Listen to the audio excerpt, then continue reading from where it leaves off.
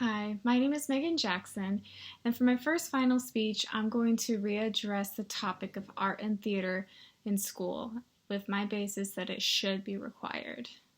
So I want you to go ahead and sit down and just close your eyes.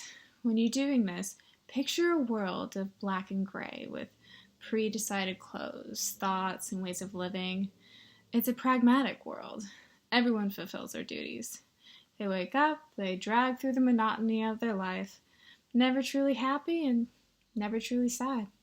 They just are, and they don't know any better not to be. This is a world without expression.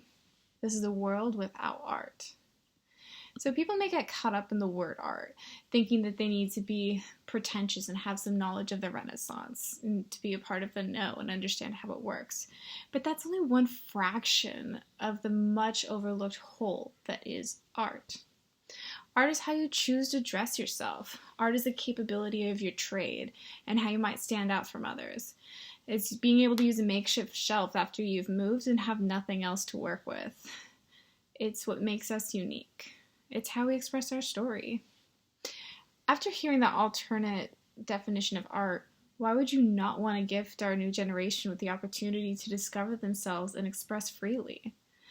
A world without art is a world without emotion or expression, and it is my belief that introducing art and theater, starting at a young age, we are enabling the youth to have the freedom of self and innovation by making art and theater mandatory as in school. So first, we're going to go ahead and talk about how art broadens the mind of a child. The beauty of art is that there are no bounds, only limitless expression through which we gain insight to other perspectives or skills that may not come to us day to day. According to an article by PBS, studies have shown that by beginning art at a younger age, it sparks creativity, the gift of thinking outside of the box, and becoming more culturally aware can also be a part of introducing art. Why? Because it begs one the question as to why one style is different than the other. What was happening in this person's life that made them want to express their life this way at that time? Another point made in the article was that creating art can build confidence in decision making, and it can create inventiveness. By creating your own masterpiece, you're your own critic. Therefore, growing strength in your choices because it's an experience made for you, not for others. Through this decision-making grows inspiration, which later on in life can be the difference between going out to the store and buying a household item or making your own unique DIY project that you cherish to your heart. After examining the effects of art on children, we can go ahead and take a look at how it may affect adolescents. While self-expression is still alive, people tend to live in the fear of categories, what they are supposed to think, and are limited to current pop culture. Introducing art in school is so crucial to seeing the world through less narrow eyes. Every adolescent's greatest fear is to be rejected, to not feel safe, and to be themselves entirely.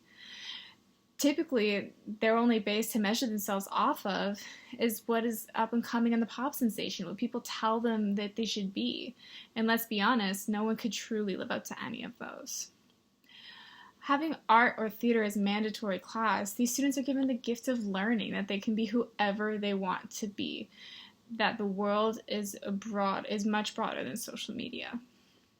Through art, one can learn that self-expression is limitless and is found by experiencing things from a different eye or different view from what they've been told. Art includes how you decorate your living spaces, how you compose yourself, what you allow yourself to think out loud. Art is sharing who you are with the world in ways that are not just limited to words. Having children and adolescents exposed to such freedom in school will help them be sure of themselves in their adulthood. Now that we understand the effects of art in adolescence, we're going to go ahead and talk about the statistical benefits. After measuring the importance of arts and effects on self-expression, let's talk about the statistical findings of children and adolescents who were in a form of art in school. In Arts Education and Positive Youth Development, Cognitive, Behavioral, and Social Outcomes of Adolescents who study the arts, a man named Kenneth Elpis was estimated that students who joined music were 26% more likely than non-music students to have only 2 or 3 alcoholic beverages. And this would increase an extra 11% for every year that they stayed in music, as opposed to ones who did not do music were more likely to drink more alcohol. And the same goes for marijuana and other substance abuse issues. So making art and theater and mandatory in school will fulfill everything that I've just discussed. So let's go over these things one more time.